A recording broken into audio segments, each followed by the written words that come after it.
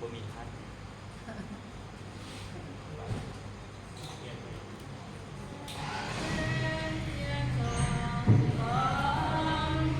กว่าดี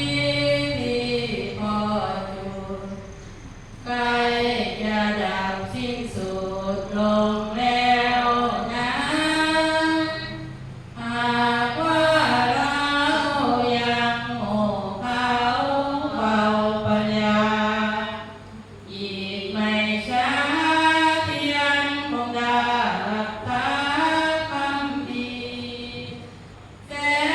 งธรรมส่องสองทันกว่าดีที่พอจุดจะไม่ดับสิ้นสุดลงหรอกนะหากว่าเรามีทานศีลภาวนาท